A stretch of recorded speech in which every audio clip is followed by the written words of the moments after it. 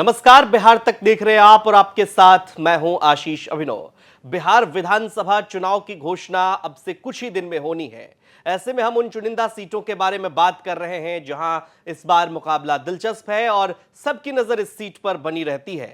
क्या बाहुबल का भी प्रभाव वहां पर रहता है, ये भी हम देख रहे हैं ऐसे चुनिंदा सीटों को लेकर। इसी कड़ी में हम बात कर रहे हैं तरारी सीट की, जो भोजपुर जिले के अंतर्गत आती है। आरा लोकसभा क्षेत्र के अंतर्गत यह सीट है।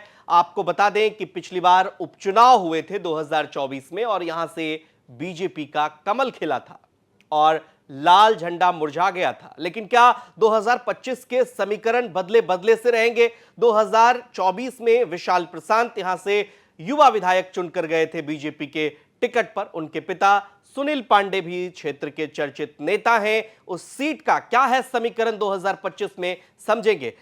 तरारी सीट को लेकर कहा जा रहा है कि देखिए, लाल दुर्ग में कमल खिला 2024 में। सुदामा प्रसाद चूंकि लोकसभा चुने गए और विशाल प्रशांत बीजेपी के टिकट पर चुनाव लड़े वहां से। इस बार कोई आंतरिक गुटबाजी नहीं थी 2020 की तरह, क्योंकि उनके पिता को निर्दलीय चुनाव लड़ना पड़ा था। इस बार 25 में क्या समीकरण बनता दिख रहा है? अब तो सुनील पांडे का भी साथ है, जेडीयू का भी साथ है, बीजेपी का भी साथ है।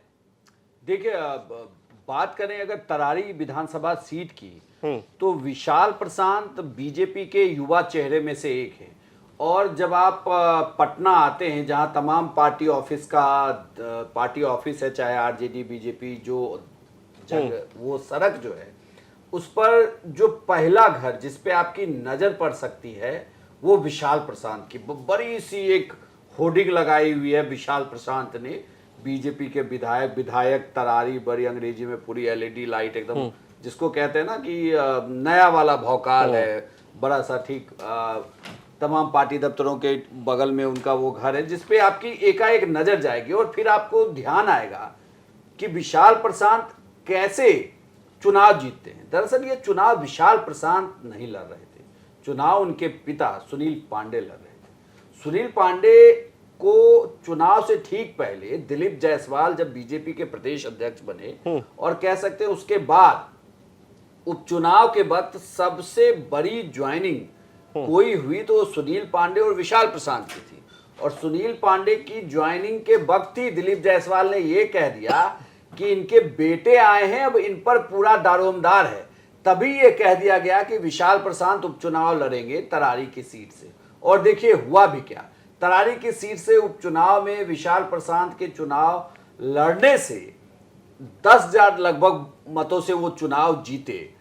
और उस सीट पर जनसुराज ने पहली बार उपचुनाव में कैंडिडेट दिया, किरण देवी चुनाव लड़ रही थी। किरण देवी को लगभग 5,500 के आसपास, 5600 के आसपास वोट मिला है उन्हें, 5622 वोट मिले।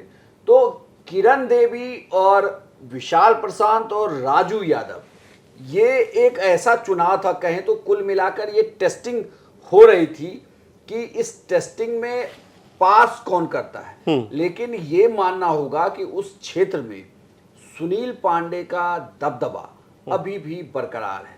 और विशाल प्रशांत भले ही चुनाव जीते हों, लेकिन कुल मिलाकर देखा जाए तो उस क्षेत्र के विधायक सुनील पांडे ही हैं। जब तक वो हैं तब तक वही चला रहे हैं, पूरी चुनावी रणनीति भी वही बना रहे हैं। लेकिन 2020 में तो चुनाव हार गए थे सुदामा प्रसाद से। आंतरिक मतभेद निकलकर सामने आया था, उनको निर्दलीय चुनाव लड़ना पड़ गया था। लेकिन उस क्षेत्र में ये भी देखें कि आरा के क्षेत्र में या शाहबाद के कई इलाके में सीपीआई एमएल की एक मजबूत उपस्थिति रहती है। तो दमखम क्या पार्टी वहां भी दिखा सकती है इस बार कि भाई हम ये सीट चूंकि 2020 में जीते थे, इस बार पूरी तरह से जोर लगा दें। राजू यादव लगातार कैंपेन भी शुरू से एक आध साल से अगर आप देखें उनके सोशल मीडिया पेज को, तो वो कैंपेन कर रहे हैं और मजबूती से चुनाव प्रचार में भी लगे हुए। देखिए, शाहाबाद के क्षेत्र में तो 2020 में एनडीए सिर्फ 2 ही सीटों पर जीती, कुल 22 सीटें थी। 2 सीटें वो एनडीए जीत पाई और 1 सीट आप बीएसपी जो जीती, जमा खान जो जेडीयू में शामिल हुए, तो एनडीए के हिस्से सिर्फ 3 सीटें आई। फिर उपचुनाव में जाकर इनको 3 सीटें और निकल कर आई यहां से, तो इनके पास सीटें आई। वरना तो शाहाबाद आंतरिक कला में ही इनका साफ हो गया था। जो जेडीयू जीत रही थी वो भी हार गई। बीजेपी के बागी हुए नेता लोग वो उन्होंने चुनाव हरा दिया। और बल्कि ये सुनील पांडे एक बड़ा फैक्टर थे तरारी में, इनकी वजह से आसपास की सीटों पे पार्टी की हार हो गई, क्योंकि सुनील पांडे को आपने टिकट नहीं दिया, वो निर्दलीय चुनाव लड़ गए थे।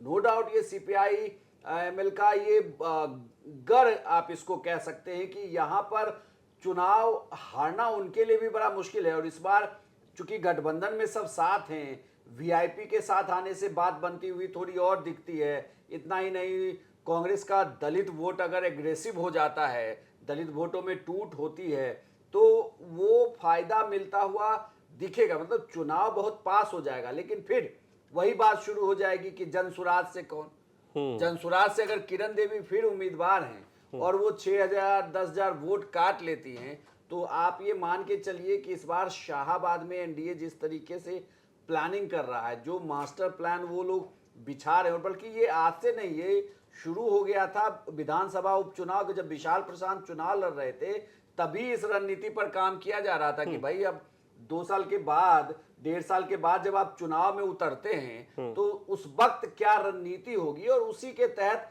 विशाल प्रशांत को साथ लाया गया। मतलब सुनील पांडे को आपने पहले साधा, अब आप देखिए कि किस तरीके से कुशवाहा पर फिर से मेहनत की जा रही है, पवन सिंह को साधने की बात कही जा रही है, बड़े दिग्गज नेता जो लोकसभा चुनाव लड़े हैं उनको चुनाव लड़ाने की वहां से बात कही जा रही है कि विधानसभा चुनाव में उतारा जाएगा।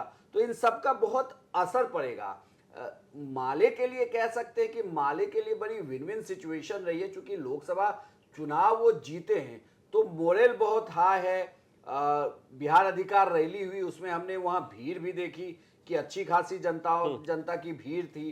तो अब ये भीड़ वोट में बदलता है, और लेकिन इसमें दिक्कत जो आन पड़ी है, जो अब लगता है कि देखिए अति पिछड़ा वोट बैंक रहा है माले का, लेकिन जो सरकार की योजनाओं का लाभ मिल रहा है इन समुदायों को बहुत ज्यादा मिल रहा है। तो ये लाभ अगर सीधे तौर पर पहुंच रहा है, उनके खाते में पहुंच रहा है, तो इसका मतलब अगर ये वोट जेडीयू के पास इंटैक्ट हो जाता है, वोट चला जाता है एनडीए के खाते में, मतलब सीएम नीतीश और पीएम मोदी के नाम पर अगर वोट आ गया और इसको भुनाने में बीजेपी, सुनील पांडे, विशाल प्रशांत कामयाब हो गए, तो एज है। हाँ, तो एज है।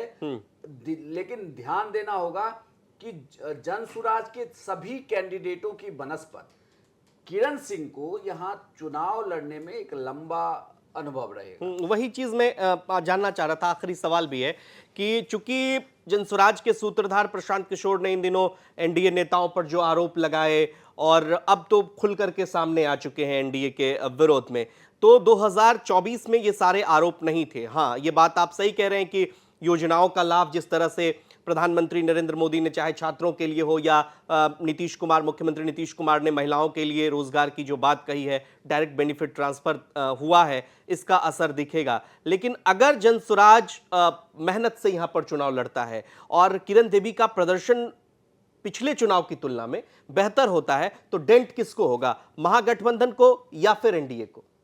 देखिए, किरण देवी अगर अच्छा चुनाव लड़ जाती हैं तो वो डेंट तो मेरे ख्याल से ज्यादा डेंट वो बीजेपी को करेंगी, एनडीए को नुकसान देकर जातिगत समीकरण के हिसाब से वो ज्यादा डेंट करेंगी।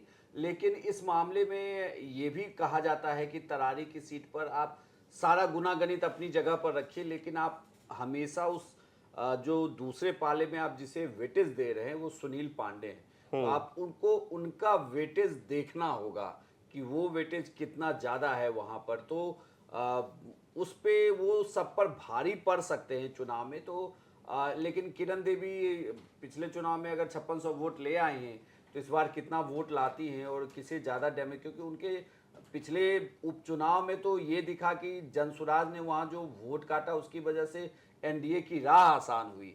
लेकिन क्या इस चुनाव में ये राह आसान होगी या वो ज्यादा डेंट कर जाएंगे, ये देखना था। क्योंकि अब प्रशांत किशोर हमलावर एनडीए पर ज्यादा हैं, वो भ्रष्टाचार के मुद्दे के जरिए या जितने भी मुद्दे हों, तो उससे वो लग रहा है कि अब एनडीए को ज्यादा। लेकिन सुनील पांडे का फैक्टर यहां पर बहुत मजबूती से काम करता है, इस क्षेत्र के चर्चित नेता हैं, और इस बार विशाल प्रशांत पर क्या भारतीय जनता पार्टी भरोसा करेगी, जैसा कि लोग उस क्षेत्र के कह रहे हैं कि हां करेगी। दूसरी तरफ क्या राजू यादव फिर से चुनावी मैदान में होंगे और जनसुराज से किरण सिंह एक बार फिर से चुनावी मैदान में होंगे या कुछ नए चेहरे भी बड़ा कमाल कर सकते हैं? तो क्या एक बार फिर से कमल खिलेगा या लाल लहराएगा? कमेंट बॉक्स में हमें अपनी राय जरूर बताइए और बिहार की तमाम खबरों के लिए आप देखते रहिए बिहार तक। नमस्कार।